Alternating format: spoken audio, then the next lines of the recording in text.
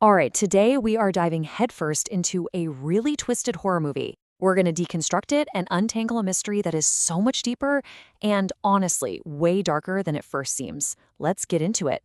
The entire chilling vibe of this movie is set with this one single line. This is a story that's absolutely soaked in the ideas of sin, punishment, and this terrible, violent kind of purification. And believe me, that idea is the key to absolutely everything that's about to happen. So we start off with a pretty classic horror setup, right? You've got a group of friends, and at the center of it all is our main character, Eve. And they find themselves being stalked by this absolutely terrifying, ghostly nun.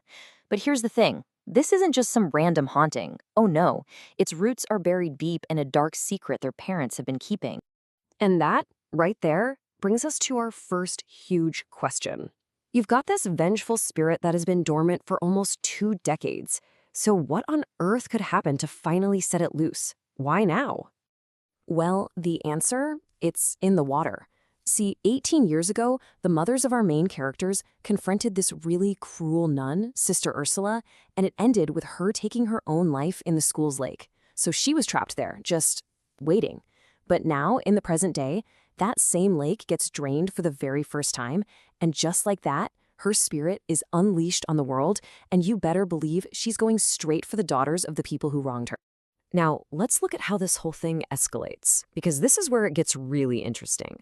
The nuns' attacks, they aren't random, not at all.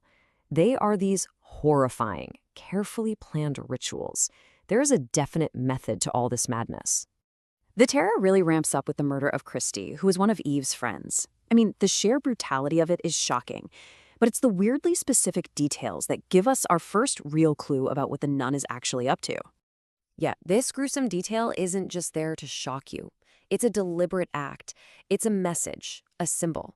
It's really the first piece of this much larger and honestly way more terrifying puzzle that the friends have to solve if they want to survive. So you have to ask, what is the killer trying to say here? What could possibly be the motive behind these bizarre, symbolic killings? And this is the reveal of her divine and deadly pattern. She is killing the girls by recreating the martyrdom of the saints they were named after. Christy, named for Saint Christine, has her hands cut off. Joanna, for Saint Joan of Arc, is burned alive. It's this horrifying, twisted kind of poetic justice, at least in the mind of a vengeful spirit. Okay, so armed with this insane new knowledge, the whole dynamic of the group shifts. They're not just the hunted anymore. See, now that they understand the killer's patterns, they think they have an idea of how to fight back, how to turn the ghost's own power against her. They figure out the crucial point. Water is her thing. It's her domain. Sister Ursula died in water, and she needs it to manifest, to actually physically touch things in our world. And while that's her greatest strength, the friends start thinking, maybe, just maybe, it's also her biggest weakness. So the plan they come up with is as desperate as it is brilliant. They decide to go back to the abandoned school, lure the nun into a room they can seal off, and then just flood the place completely. The theory is, if she's totally surrounded by water, she'll become fully physical. And if she's physical, she can be killed. And the climax is just an absolute storm of chaos and terror. They open the water tanks, the old school starts to flood, and the stage is set for the final deadly showdown. And you know what? The crazy thing is, the plan seems to work. They actually manage to confront the nun in her physical form, but the fight is absolutely brutal. It's not a clean win. Not everyone makes it out of that school alive. So in the aftermath, the water is draining away, the immediate threat is gone, and the survivors are just trying to catch their breath. They believe they've done it. They think they've won, that the nightmare is finally over. But if you think that's the end of the story, you are so wrong. Okay, so get ready for the real twist, because that whole ghost story we just went through, that might not be the real story at all. The truth is something way more grounded in reality, and in a lot of ways, much, much more terrifying. Let's just look at all the pieces that don't quite fit, right? I mean, throughout the whole movie, Eve is the only one who can consistently see the nun in perfect detail. She's got these blocked, fragmented memories of her childhood, including a super traumatic one where her own mother tried to drown her.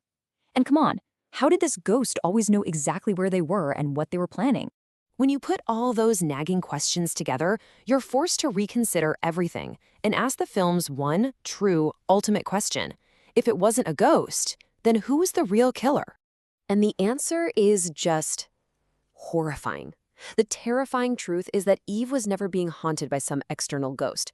She was battling a part of herself.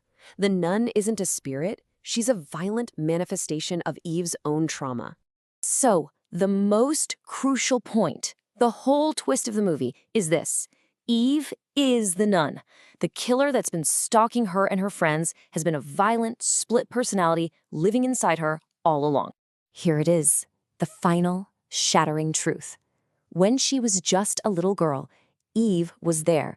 She saw her mother and her friends kill Sister Ursula.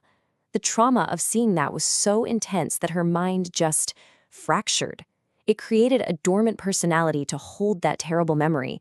And when that lake was drained, the trigger, that personality, the nun, finally woke up to get revenge on every single person connected to that original sin. And all of that leaves us with one last, really chilling question to think about. Is this a story of possession, where Sister Ursula's ghost latched onto a vulnerable child all those years ago?